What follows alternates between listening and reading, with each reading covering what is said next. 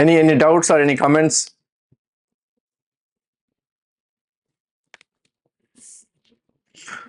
This is my area again. I've done a lot of work in this space, which again, many of you who go back with some knowledge should start thinking about it.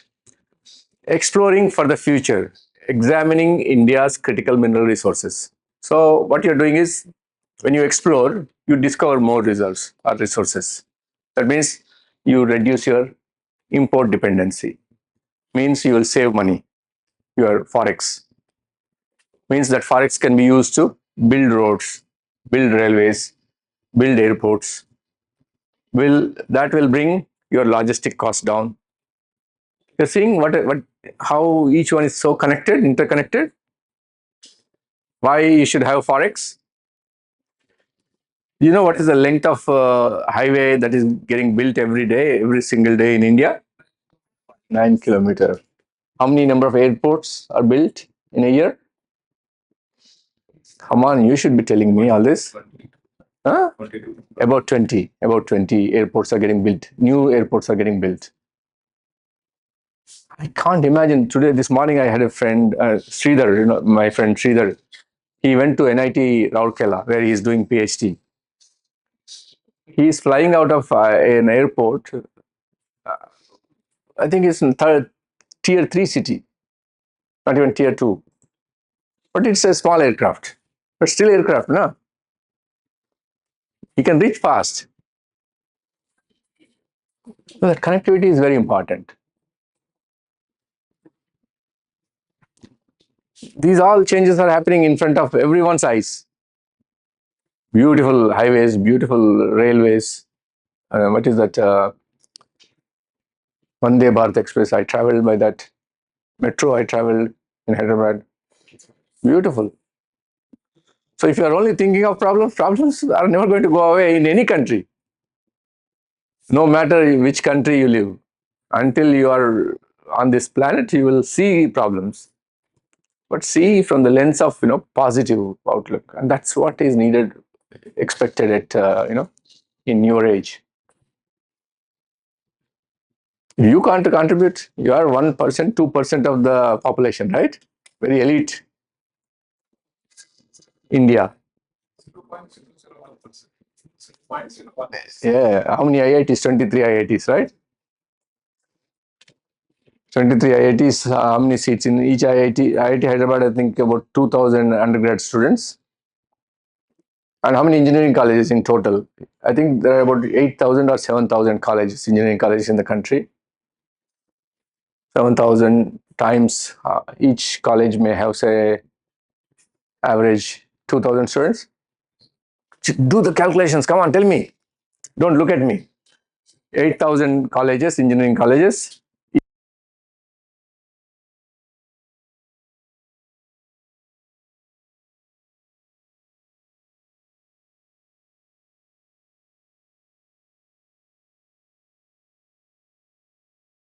One point देखो कितना percentage है अभी अपना friend बोल 0.0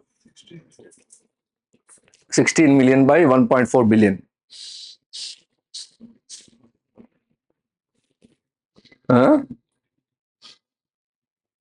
We're discussing many engineering colleges are actually quality wise वो तो देखेंगे, उसका हिसाब किताब लेंगे उसका बाद में. We have built a foundation, but functioning is yet to become quality. Percent? No, it can't be. Maybe 0.01. 0.01. Yeah. 0.01%. You are very true. So our friend was very true. And again, within that, if you take IITs and NITs. So that is more also. Yeah, it will be even less.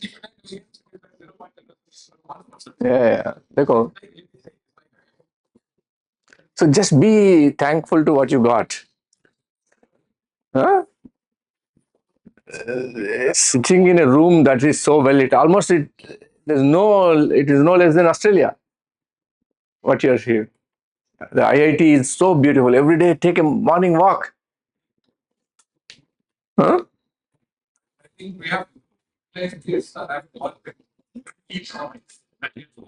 Mm. Mm. Absolutely. Absolutely. True. In Australia, I can't work beyond 6 p.m. You know that, right? Even now, you should be prepared. Don't expect that you can work 24 hours there. 6 o'clock, done. Yeah.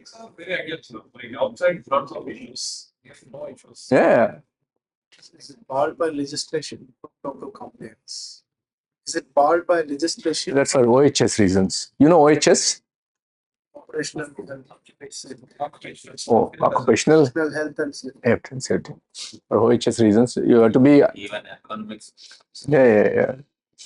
So now that's why we have standing and sitting desks. We don't sit. हमारा पूरा offices में ना वो खड़ा होने का नीचे बैठने का ऐसा वाला बेंचेस दिए थे. That you can like if someone, but no one stands anyway. But from university's point of view, they will give you that from ergonomics. Okay. So again, what you are looking at, say, you should do some further reading of that. The recovery of critical minerals from mine tailings and overburden. This is, I think, Deloitte did a, you know, FICI, right? What is FICI?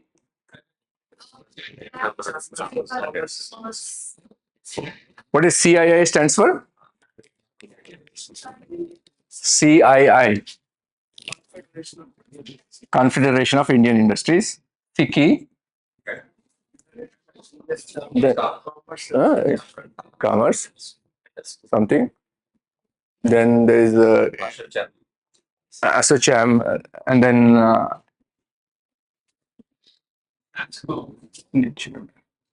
ICC, commerce. There are some professional. Does anyone know MEAI? Our mining friends should know this. Otherwise, I'm going to. Beautiful round of applause to my friends. Excellent. Yeah, student member, right? Free. Is it you have to pay or you're free? You pay, is it? Yeah, MEA headquarters is Hyderabad. That's right. Have you heard of MGMI?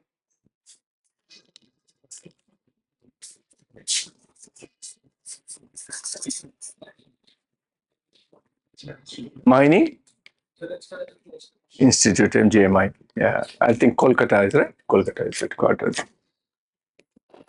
Likewise. Hmm? So read some additional reading. Then secondary prospectivity of South Australia's mine waste, a review, right?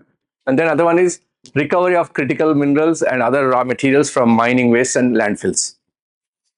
So these are the three readings. Again, reminder, this is a common slide because our topic is what, why, and how. Yeah. ये क्या बोल रहे हैं? I put a couple of slides just to give you some flavor of. We have been talking a lot about rare earth elements, right? But for our non-technical, non-engineering, non-science friends' benefit, I put here scandium. I told you, which is not a rare earth element, which is not a lanthanide, and same with yttrium. Yeah? Then starts with lanthanides. So lanthanides get that word of lanthan, that name from lanthanum. Lanthanum. बोलते रहिए. Praseodymium, neodymium, promethium, yeah, samarium, europium, gadolinium, yeah, terbium, dysprosium, holmium, yeah. Who is that? Excellent. Then, huh? Yeah. No. Huh?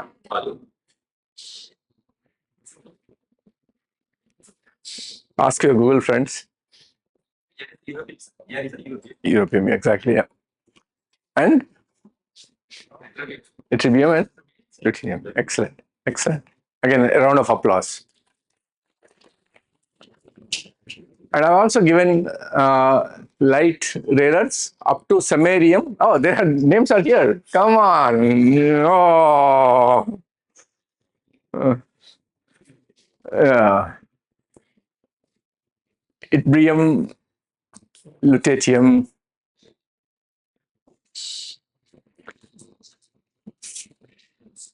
So I've also given some applications here. See here, the vibration of your mobile phone. I keep always my phone never rings. You should also keep that practice here. Because I see when I go to a lot of conferences in India, somehow people become insensible a little bit. They announce, please keep your mobile phones in silence. Despite that keeps going. Yeah. In fact, once we were in a very important meeting with the deputy chief minister of the state, and there also, phones were buzzing. Somehow we need to keep. So, what is that makes it vibration? Vibration, light. What is that? Sound and images. So, high tech innovation, rare earths are important, and then advanced energy.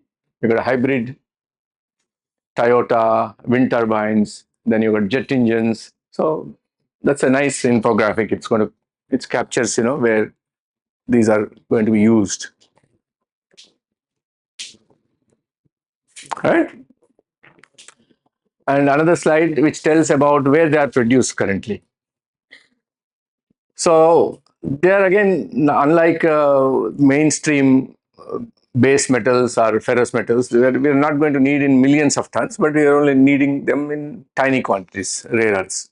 The entire world requirement is only 300,000 tons.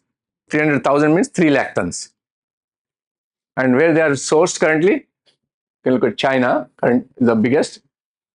No, these are the reserves and resources.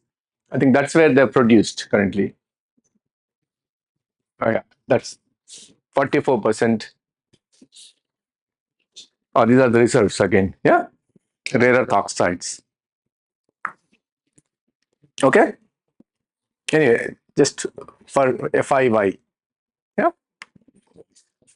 So rare earth magnet supply chain, if you look at mining, you got ore concentrates. What you do, ore concentrate, it undergoes multi-stage process of leaching and precipitation. And these are some of the typical words that chemical engineers are aware of it. And then you got separation of oxides. That's the most tedious process among the entire thing. If you are able to do that, you are the winner. And then after that, it is metallization, we call it. This process is called also metallization. You have to convert that oxide into metal. Just get rid of oxide and then make it a metal. And then finally you make the magnet. Yeah? Okay, this is again an interesting thing.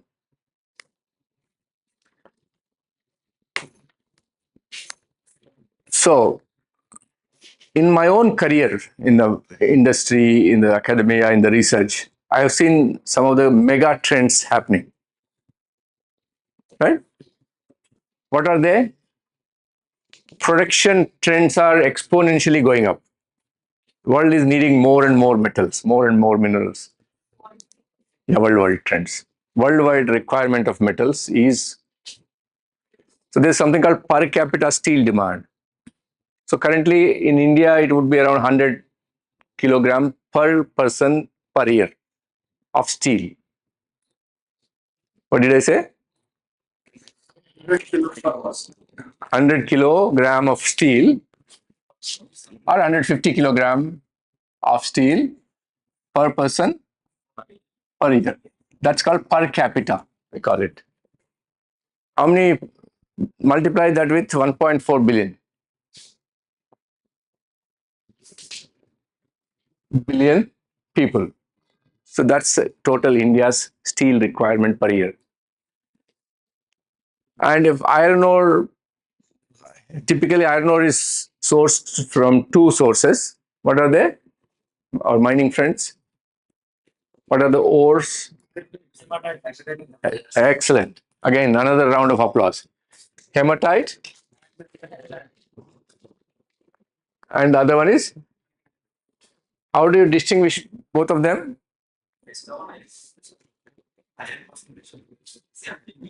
No, but I don't know how to know iron concentration. I'm a layman. If you tell me iron concentration, I don't know. No, Fe country, I don't even Fe know. Oh, okay. I'm from Mantani, Chota Gaon hai. Huh? Assistant one is common and the other is deadlines. Come on, mining engineers. Distinguish by the color. Color. What is that color? First one is about color. Hematite looks like cherry red, right? Magnetite is what? Magnet. It's magnet. It has a magnetic property. One is magnetic, the other one is, that's how you distinguish. Anyway, so one is Fe2O3, Fe2O3, the other one is Fe3O4. So there's one more Fe. So generally, about 60 to 68% is what the people source. How many million tons of iron ore has to be dug up to meet the demand? Do me a simple calculation again. I'm saying 150 kilogram per person per year. You got 140 crore people. What is the total steel requirement in a year?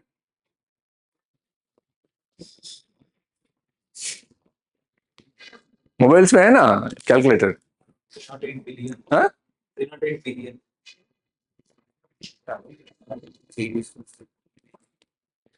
Oh, that's in kg. Oh, yeah. 0.3 billion. 0.3 billion tons. Yeah. Is it right? No. Come on, where's your calculator? What's happening? 210 million tons, huh? Tons में बताओ मेरे को.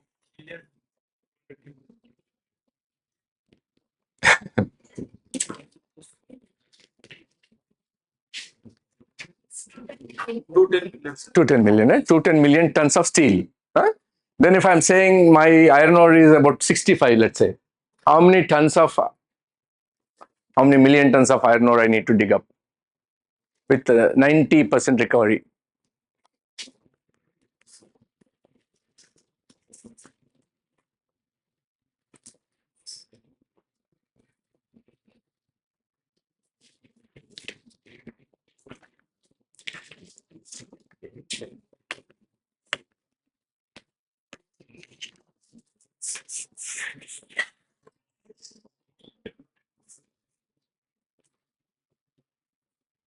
Okay, you tell me afterwards. Okay. So what's happening is the trend is exponentially growing demand, but on the in contrast, what's happening? The ore grades are declining. If you look at Kolar goldfields, which used to be one of the most prosperous regions in the country. You know KGF, right? Yes. There's a movie called KGF also, right? Yes. Where's KGF? Karnataka. Karnataka. Have you been to KGF? Should go visit. They've got a deep shaft. Yes, deepest mines. Deepest mine. So they used to get nugget gold. Like if you went into these mines back in 1900s, you could come out with a gold what you call కంఠం అంటాం కంఠానికి వేస్తాం మనం ఇట్లా Kadiyam. You could literally, because gold is very malleable, right? Yes, sir. You can nicely do it and then come out like sometimes I see some cartoons, people. Yeah. One day I went to Secretariat, meet one of the secretaries in the Praja Bhavan. Right? There was a guy who came with दो दो है वहाँ पे. And then he came. See, girls I could imagine, right? Women, and his wife also was same. So they both were looking like gods to me in the lobby. We were waiting. Real estate brand. Huh? Real estate brand. It's very funny how he was looking, and then he was trying to show off also every time. ऐसा कर रहा था, ऐसा कर रहा था.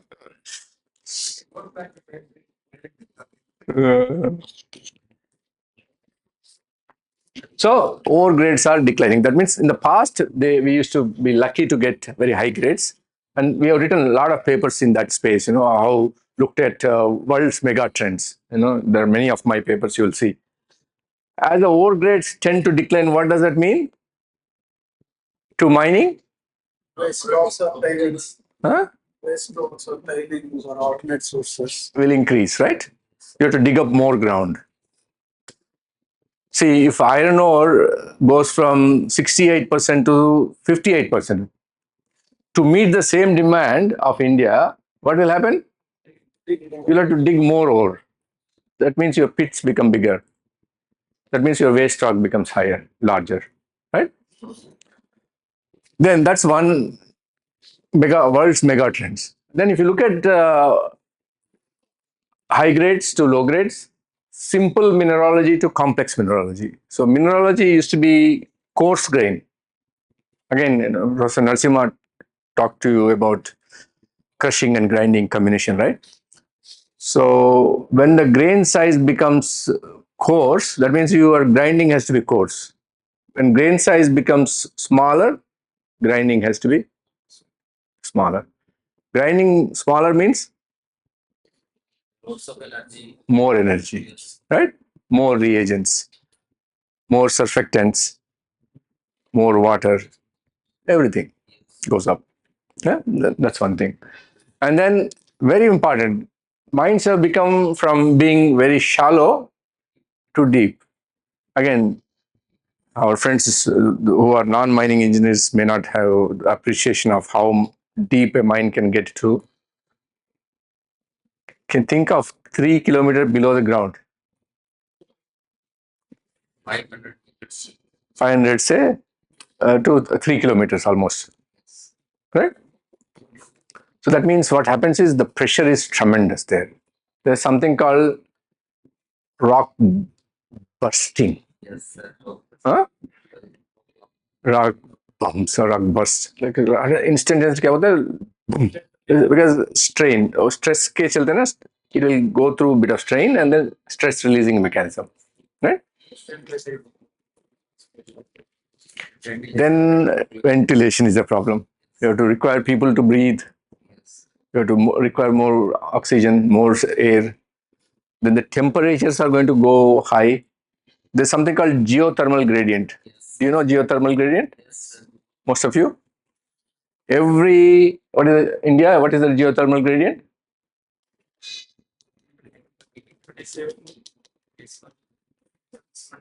No.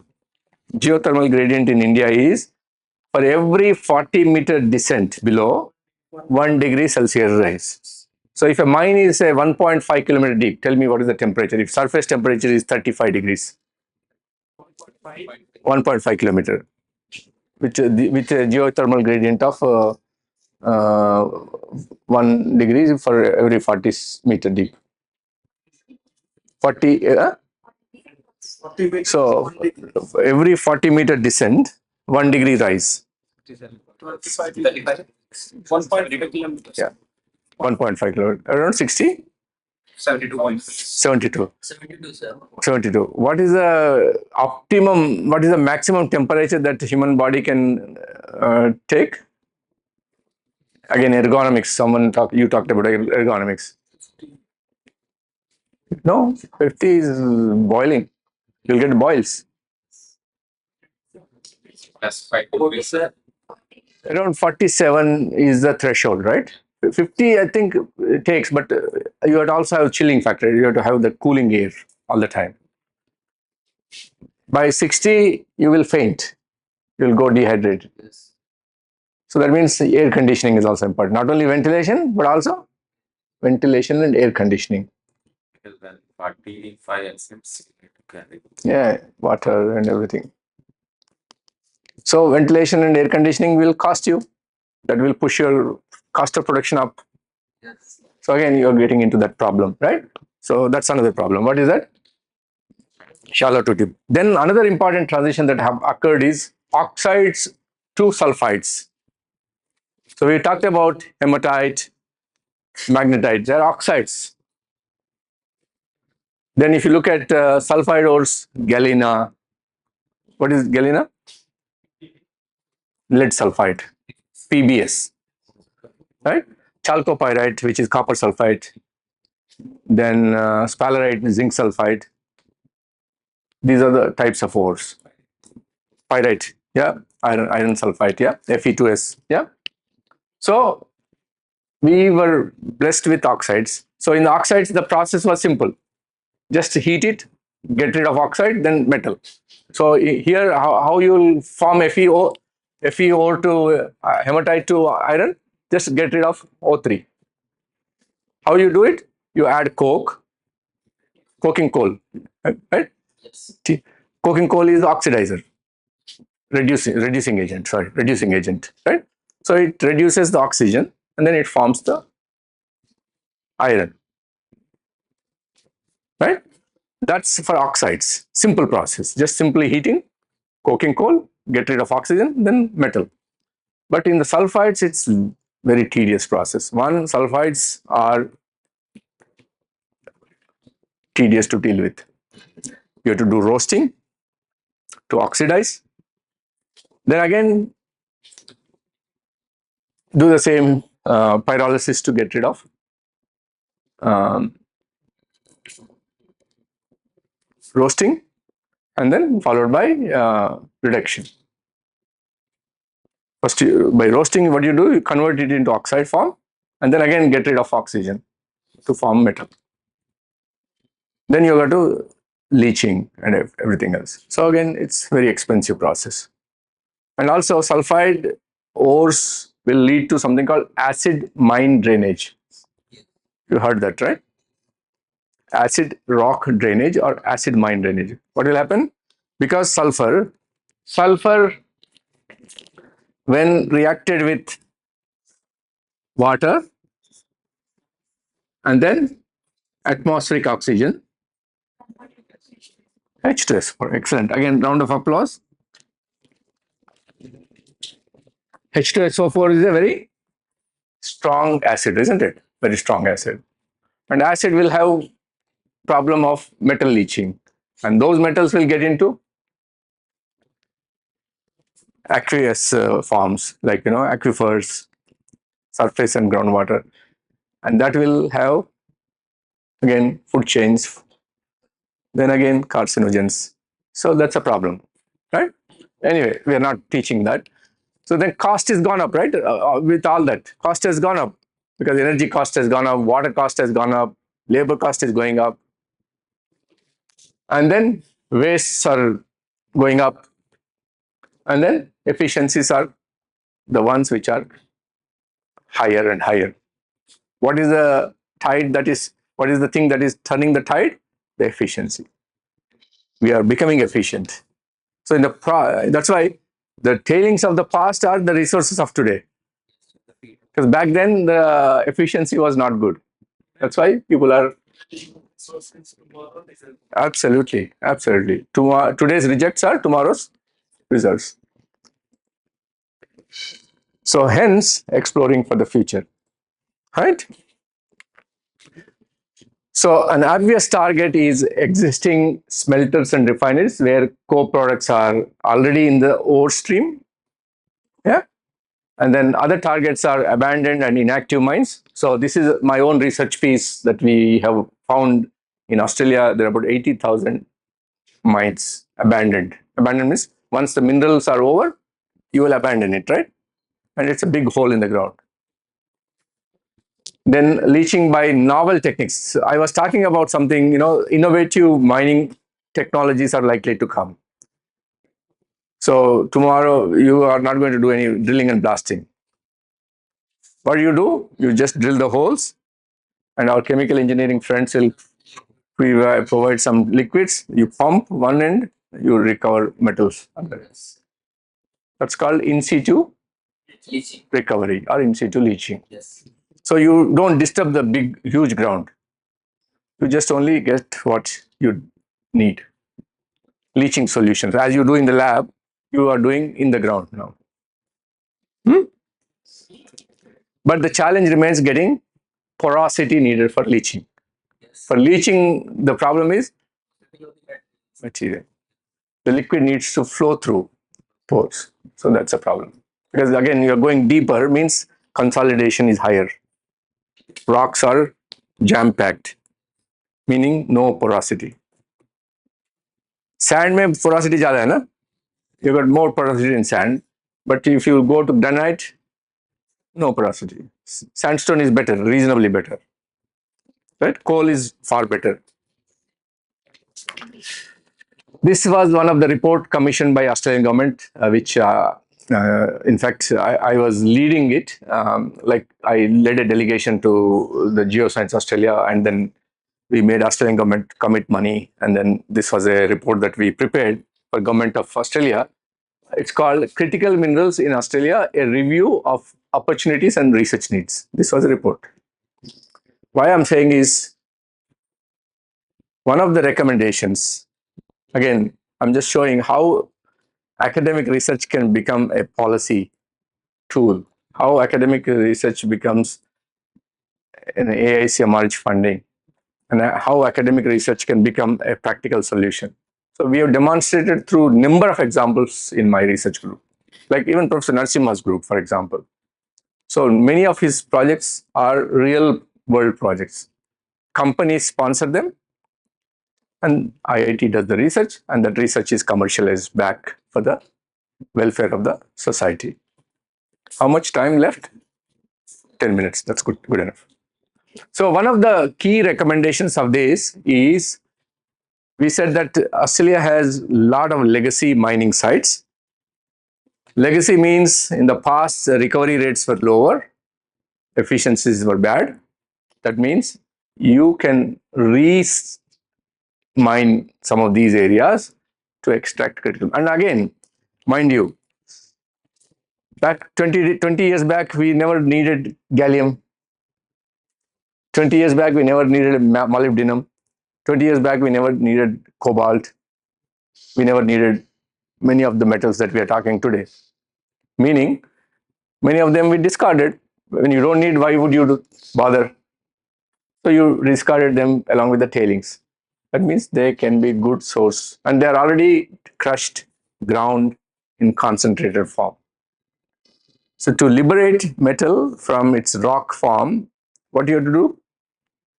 Crushing and grinding, which is already done in most of tailings case. They're already fine. Fine material means what is the advantage of fine material? If that is your huh? Yeah, efficiency. But what is that that causes? What is that characteristic? We reduce the supply chain. What is that? What is that? Surface area. Surface area is you are more surface. Larger the surface area, better it is to extract metals. Smaller the particle, larger the surface area. Right? Again, another round of applause. Surface area is very, very important. Yeah. Like you are exposing it, right? You are.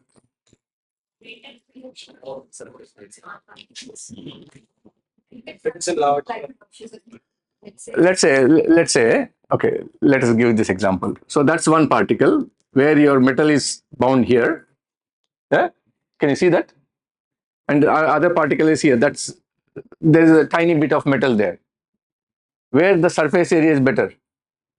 I'm soaking this in a liquid. They're H2SO4, they're HNO3s. So here the HNO3, H2SO4 is not even contacting the grains that we are interested in. But whereas here, so that's the area of surface area of contact. That makes it very, very. So better metric to compare as meter square per gram. That would make What is that? meter square per gram, like surface area Ah. per gram of whatever material you have. Okay. That will make more sense. Oh, yeah, that's right. So for the same amount, They are chemical engineers, so that's their bread and butter. They know better than us, right? Yeah, yeah, yeah. Surface to volume ratio, surface area to volume ratio. That's a good one. Peeling off the skin of the nuts. See, to get to the nut, you have to peel off the shell, right? Yeah, that's a good one. I like that's a good one. Yeah, we are interested in nut, not the. Sorry, we are interested in the shell. Not interested in shell, but the nut. So one of the recommendation is we should re-explore the tailings. That recommendation, and then minister has taken that and then implemented in the subsequent funding. So exploring for the future program was extended, the term was extended, and they added additional funding to do this. So then post our submission of that, then a new program got commissioned by Geoscience Australia, where they said exploring for the future. It's exploring the unexplored territory, at the same time adding on the abandoned mines and tailing dams too, because they are potential resources. So this was one of the work that was done by University of Queensland RMIT. Initially, I was supposed to be involved, but then UQ has a bit of clout, so they kind of I got out of it anyway. So they randomly selected a few sites across the country. These are all tailing dams. They are not the mines, by the way. Tailing dams, and then they randomly chose and then collected the samples, analyzed, and now that database exists on the Geoscience portal. You can look at that Mine Waste project. So exploring for the future project. Now people are getting these leases also. Not only the virgin mines, but also the leases for these. Because you can recover. They are concentrated form, but now the challenge is how do we recover them, right? Then this is our paper again. What we are saying is Professor Robin Batterham was the former chief scientist of Australia, and he's um, a distinguished professor at Melbourne University. Like he's 80s, like very legendary kind of scientist. And then Professor Ranjit Patagama Yamaj, he was my PhD advisor, and one of his students has developed something called a new product. Now that is already patented, slow releasing material agent. See, we talked about blasting, right? If it is a rock, you'd blast it. But now we are trying to get into less disruptive mining techniques. In situ leaching we talked about. So one of the problem with in situ leaching was porosity. So how do you increase porosity? Is what this particular slow releasing. So you pump it and then it will gradually expand and then it will crack the rock underneath. And then you pump your liquids, you extract the. So that's one of the kind of solution that we said it. All right. So this is a research that I was talking about. This is my big group. We published this paper in 2020, and I have my research group is called Resources Trinity. In that, it involves three things. One is mine tailings, critical minerals, and then old mines. abandoned mines. So intersection of that three. And then we have done mapping of fly ash ponds. In fact, in a week's time, our book chapter will be published, where we did mapping of all the ash ponds, and then we also have quantified how much of ash exists in each of ash ponds, because ash is also another major source of critical minerals. People are already extracting rare earth metals out of ash. Ash is having multiple uses now. In fact, again, Minister Nitin Gadkari's department uses a lot of ash in road and highway construction. And because it has got a property called pozzolanic property, it is also cement. It can be also replaced. It can replace Portland cement. And cement is a big polluting industry. You know that, right? One of the cement, steel, aluminium, iron ore. These are, steel making. There are high polluting industries. So if you can reduce your cement requirement, that's good. So this was the map that we created. So these are all the mines, abandoned mines in the country. See, the resolution is not good, but each of them are dots. 80,000 in the country. That's how it looks like.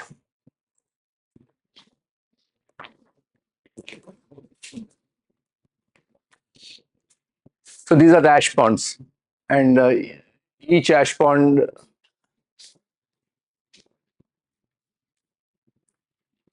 my former PhD student, now he's the assistant professor at NIT Rourkela. So that was his PhD's work.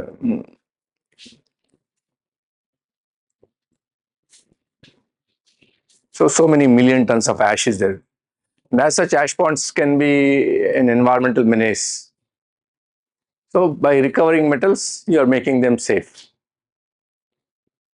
And it's also crushed ground, easy to recover. Again, surface area of contact is better. Huh? Because they're fine, it's hard to deal. Yeah. Again, it's also a lot of air pollution. Again, my hometown is the victim of it. You guys get nice air conditions, and but we feel the brunt. Huh? Fly ash. In Madhya Pradesh also, you got BHL and all this NTPCs, right? Hey, fly ash. You will have fly ash problem. I think in that Satna, that districts, you will have a lot of fly ash cement plants. Yes. Cement city of India. Satna? Okay. So a lot of limestone. Yes. So देखो ऐसा होता है, like you got ore, concentrate and metal. Whenever you see this color in the water, that means it's rich in copper.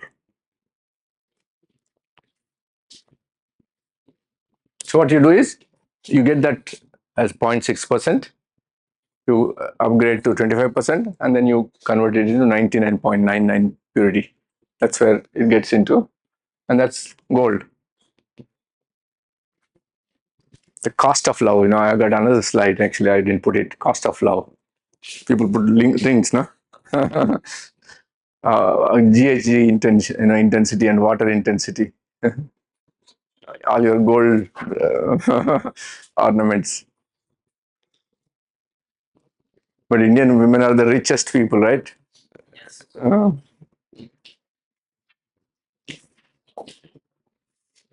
देखो ज्ञान कितना है? Lot.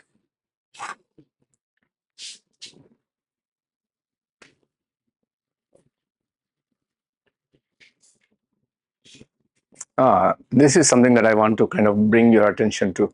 Again, we'll revisit this when you're talking of processing. We spoke a little bit about it. We said theoretically, you can walk around the campus and pick up scoops of soil. You can say, I got so many grams of gold. You can literally say it. right? There's something called crustal concentration. That's typically what exists in any part of the world.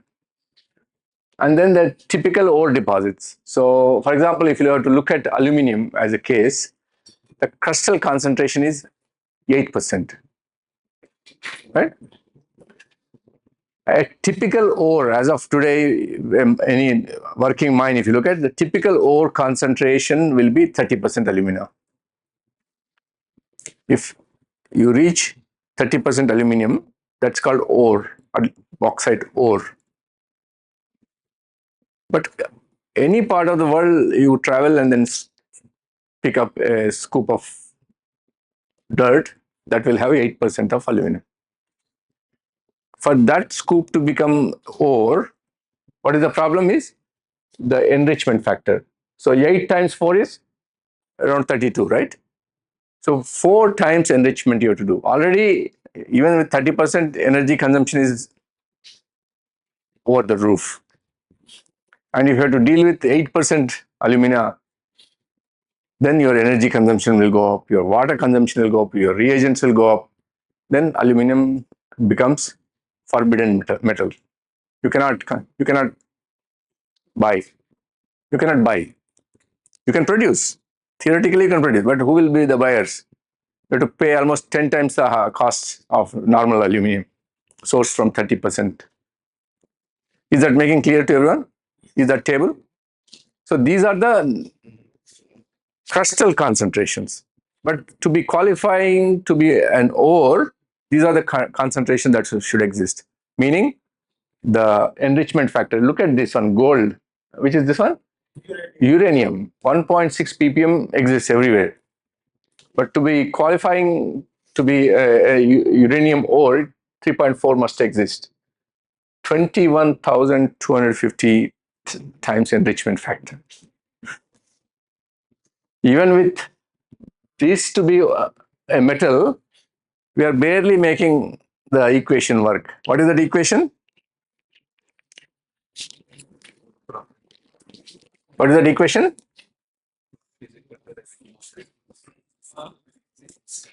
And what is COG? Cost by price times. We are barely making it with reduced grades and so on and so forth. So this is the process that generally what you have a mining, then crushing, milling, classification, flotation, or gravity separation, and then metal extraction, metal recovery. We are looking at now valorization. How can we valorize our waste streams to get critical minerals? All right. So now some of the smelters, because this is something that's very important. Mined in 1950 and critical minerals, co-production, co-product production, main product production. Right. This is one of our book chapters. I'll try to share all of some of these papers, etc., so that you will have some reading material. So this is Neister, one of the companies. They operate smelter, zinc smelter. So now they are trying to source germanium and indium by adding small changes, retrofitting the processing they are trying to extract. They are also trying to extract antimony. They are also trying to extract selenium, palladium, platinum, and rhodium. So these are platinum group of metals. PGMs, they call it. Platinum group of metals, PGMs. All right.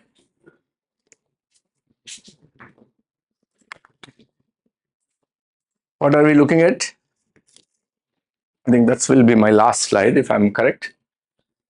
So Hellier gold mines will be able to reprocess previously discarded material, which is tailings of gold, yeah, with up to 1.5 billion in gold, silver, lead, and zinc to be recovered from the tailings dams.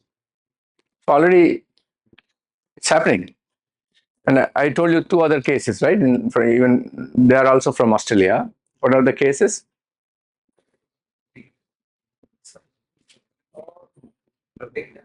Excellent. Round of applause. Olympic Dam mine is in South Australia and operated by BHP. It's the largest mine.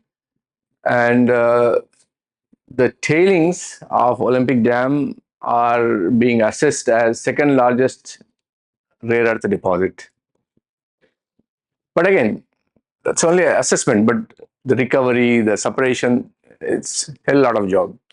But as a research, as a reserve, that is the second largest. Which is the other mine that I said?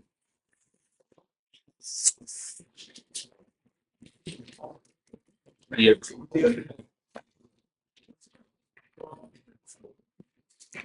Did I talk about something called zinc? Yeah. Century zinc mine in Queensland. Century zinc mine. The tailings of Century zinc mine are the fourth largest zinc deposit in the world. So these are all the new emerging trends. People are now Singarini has signed an MOU with both IIT Hyderabad and also another company which is of a subsidiary of Ministry of Mines. Now they are trying to extract rare earths from fly ash.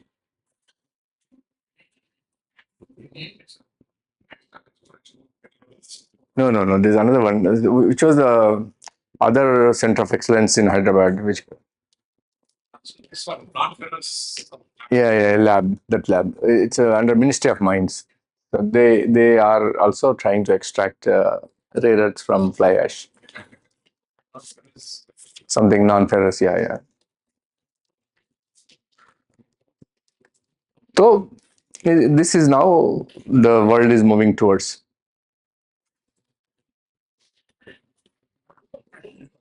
And already in South Africa, they extract platinum from gold tailings and also gold from gold tailings. They're already doing it. Meaning we should also, and in fact, KGF now, Government of India is looking for companies and entrepreneurs to kind of bid and do the start. They've got technology, but they want people to bid and do. Maybe that's another opportunity that you should explore. Kolar Goldfields, KGF. Oh, is it? Oh, okay.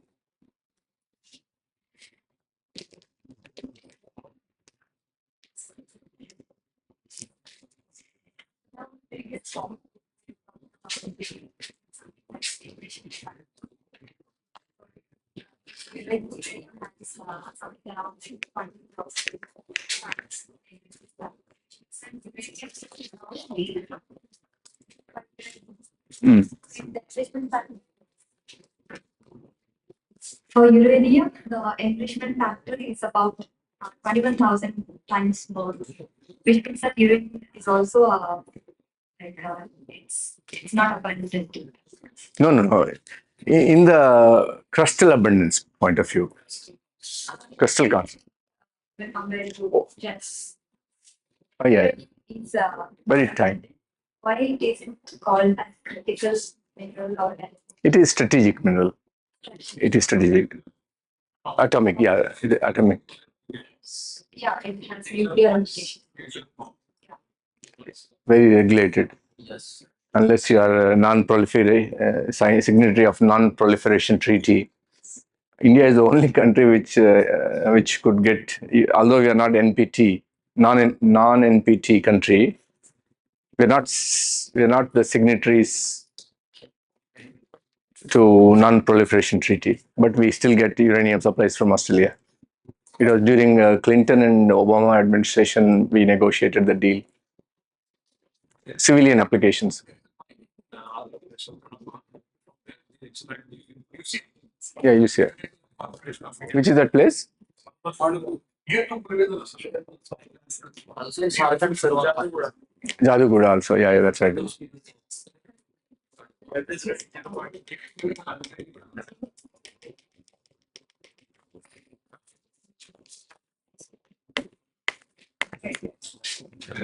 Yeah.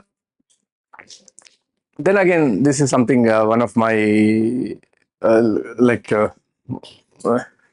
Professor Tom Gradle's paper. You can look at the kind of uh, how circular are global flows of metals today, like from recycling point of view. Yeah, I think that's pretty much I wanted as far as today was concerned. So unless you got any pressing questions, we can call it a day and thank our video friend who is videographing our sessions. Okay, thank you. So pretty much we are done. Uh, we we are slightly over time, but that's okay. Yeah. Share